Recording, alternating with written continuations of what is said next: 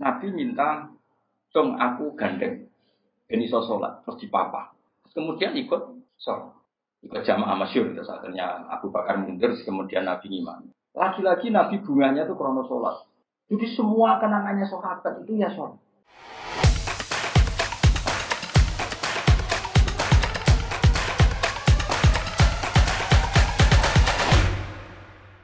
Saya itu pernah loh ketemu orang ateis. Tanya saya gini, Pak Bah, saya ini cara berpikir ateis. Saya mau iman, kalau Anda bisa membuktikan Tuhan itu siapa? Lalu buktinya apa kalau ada Tuhan? Terus saya bilang gini, betul Anda ingin iman? Ya, kata. Terus saya pakai teori mantek, karena saya dulu pernah belajar mantek. Kelirunya orang Islam, ini rumah Allah, memang ini serius ya ngaji. Memang syaratnya ngaji harus mengenalkan sama Allah. Inti ngaji adalah mengenalkan orang kepada Allah, ma'rifat. Caranya adalah bin nadzari sahih, dengan pikiran sing sehat. Kamu betul ingin iman? Iya, Bapak. Bertanya.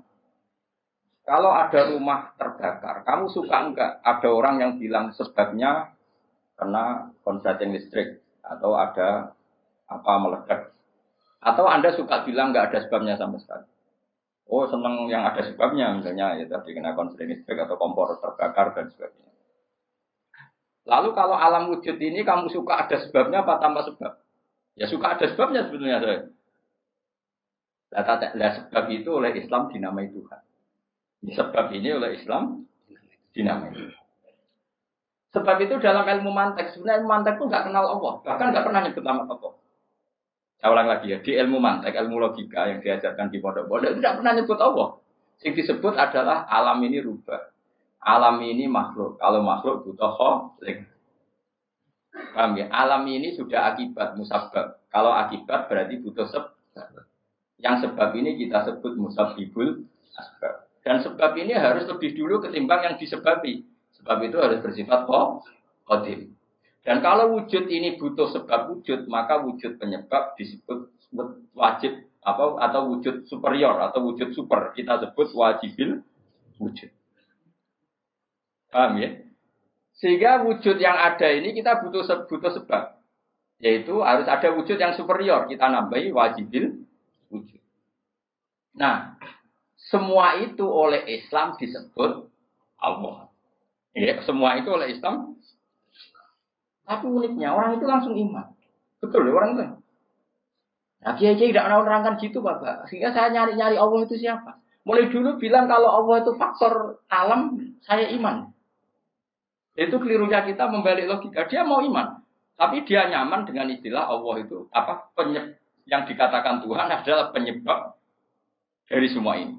Mungkin Einstein bilang itu kausa prima, mungkin orang modern bilang apa saja. Paham sih kalau maksudnya?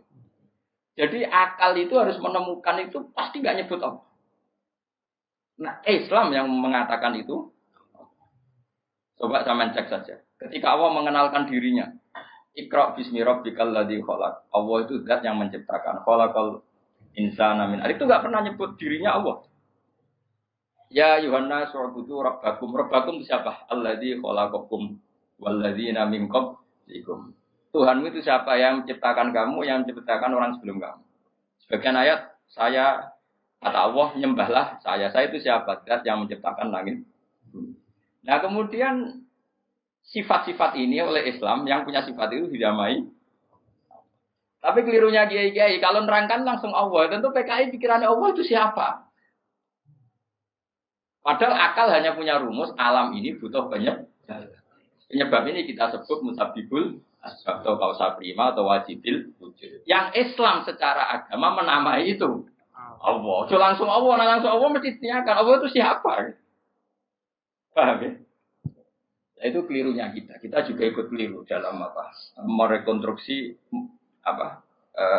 bangunan apa tahu? Makanya di Quran itu sering nyebutnya itu sifatnya dulu. Ini penting saya utarakan. Jadi ini penting sekali ya karena nanti sampean senajan to muridku, kalau muridnya Mbah Mun, muridnya Bapak, nanti muridnya Nabi, nanti ketemu mungkar nakir. Itu tidak bisa kecuali kamu punya kemapanan logika. Jadi taklid itu tidak bisa. Karena mungkar nakir itu kayak pegawai KPU, jadi nak takut itu tebak-tebakan. Betul. Jadi mungkar nakir itu misalnya Nabi Muhammad, dia tidak nyebut itu Nabi. Mataku fi hadzal rajul. Jadi enggak mataku fi hadzal. Yang diajarkan mudin itu formalitas standar mungkin kompilasi hukum Islam atau apa. Itu sebetulnya enggak tahu saya. Kalau di Bukhari di Muslim, malaikat mungkar nakir tanya gini, mataku fi hadzal rajul. Bagaimana komentar kamu tentang hadzal rajul? Bukan Nabi misalnya. Lelaki itu siapa? Padahal maksudnya lelaki itu adalah Rasulullah SAW. Tapi supaya pertanyaannya lebih sulit, coba kamu komentar lelaki itu siapa? Terus di situ di Bukhari diterangkan fa'amal munafik, fa'amal murtad. Orang munafik atau murtad, orang yang ragu. Terus dia komentar, kata orang-orang sini dia nabi, makanya saya ikut-ikutan bilang dia. Itu didefinisikan, dikategorikan orang munafik. Kalau cara ngomong, saya dengar-dengar. Kata orang dia nabi ya, saya ikut-ikutan bilang dia. Oh itu diantem ya malaikat. Nah, terus kata Imam Bukhari di dalam riwayat. Fa'amal mu'min awil mungkin. Orang mukmin atau mungkin itu yang keyakinannya benar. Karena rawinya syak ya biasalah dalam ilmu hadis seperti itu. Fayaqulu huwa Muhammadun ja'ana bil bayyinati wal huda. Fa'amanna bihi wa saddaqnahu. Kata-kata bil bayyinah. Orang itu adalah Muhammad. Dia nabi yang datang ke kita bil bayinat dengan bukti yang begitu jelas. Maknanya bayinat wal huda dan membawa petunjuk.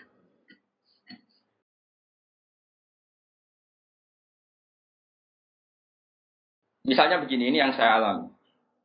Kamu boleh copy paste, boleh ngeblas pikiran saya, tapi saya tidak menjamin mungkar nakir mengasisi karena syaratnya harus dari pikirannya sendiri.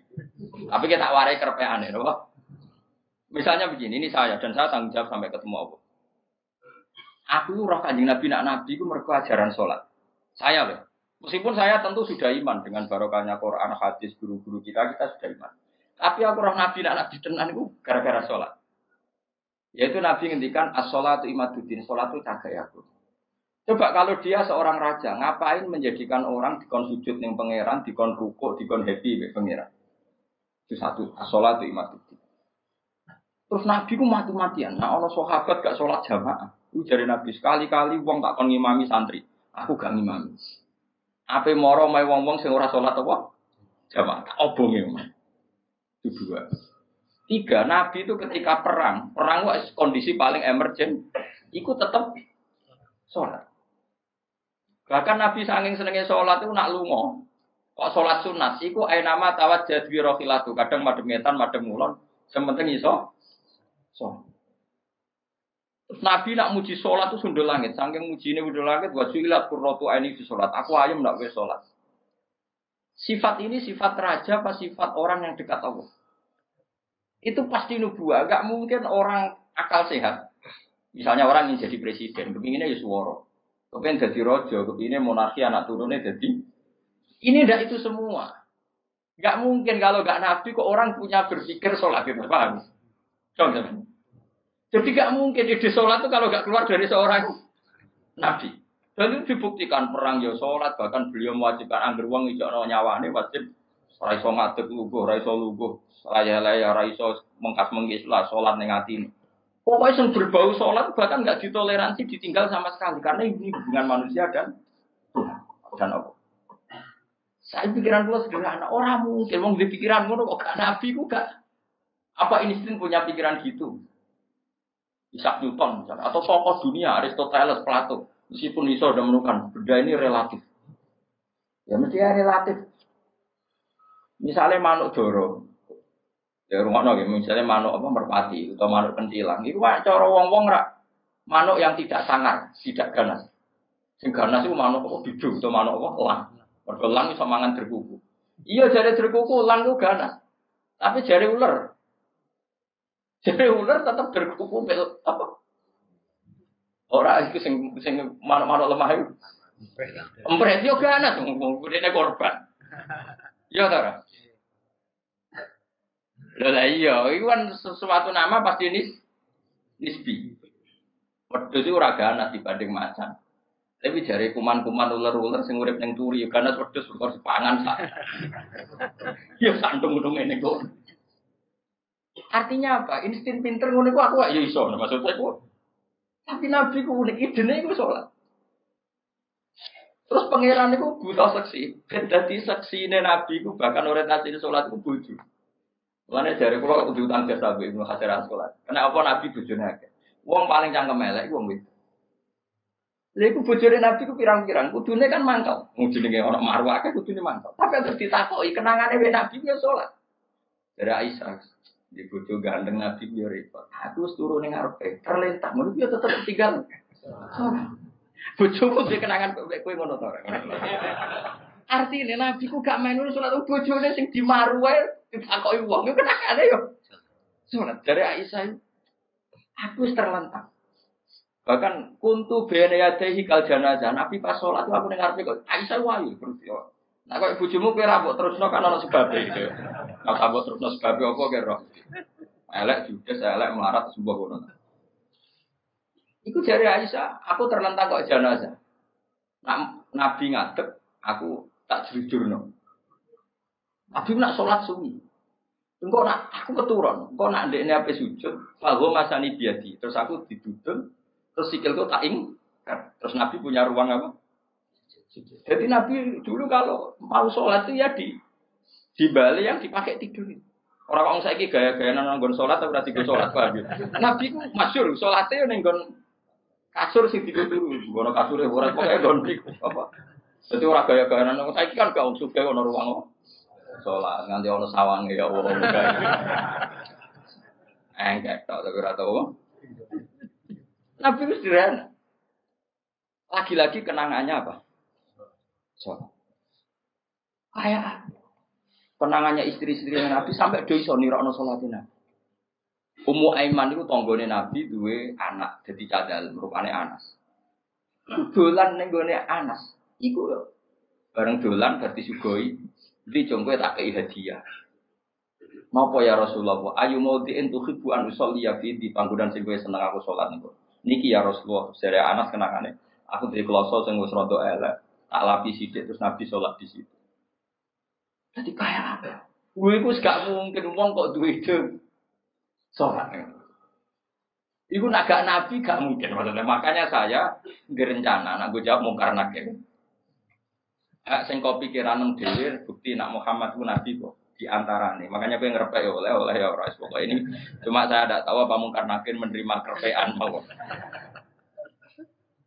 Jadi lah untungnya mudin-mudin mau nerangno tes-tesane mau 5 mau apa marbuka terus kemana juga dinu kan bangun dinu kan tes-tesane mudin piro bu semudin piro marbuka terus waman nabiuka dinuka rabuka usul betul terus kitab terus ikhwan. Bapak rata kono bapak. Bapak ditakokno. Ibrahim bapakmu ora kanggo ngono. Cek Karmen cek Karan sampeyan dadi Ibrahim ora sing anak kiai tenang wae. Sampeyan kon zaman abuka kon jawab Ibrahim. Aman nasab bapakmu ora kanggo kabeh. Sampeyan Gus kabeh wae sampeyan.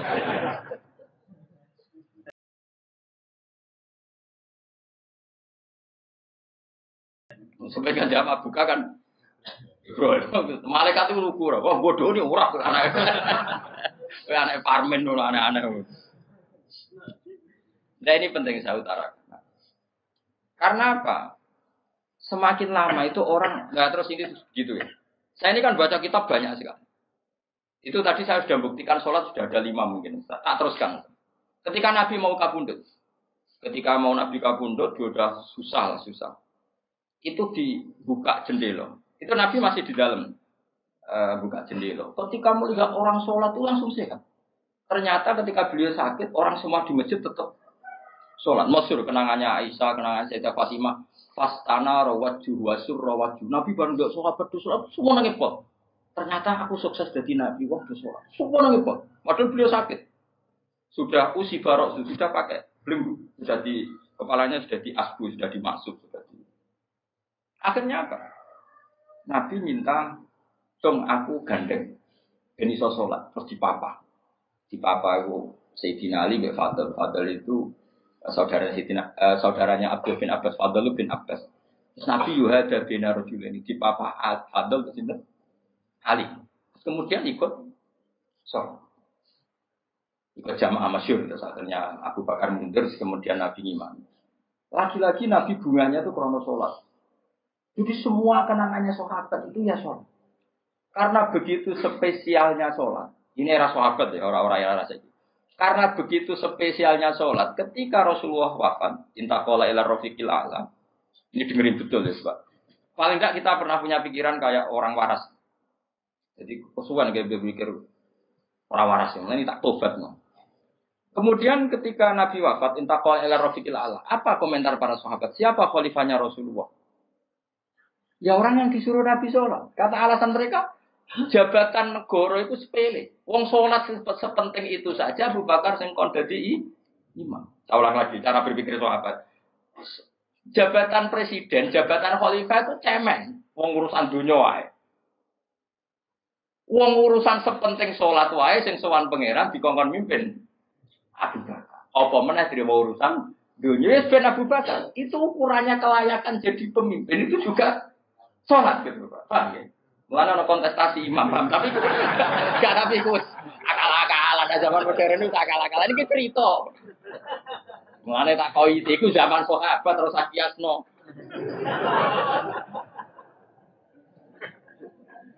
Ya tapi sampean pernah dengar toh ketika sahabat milih Abu Bakar alasannya apa?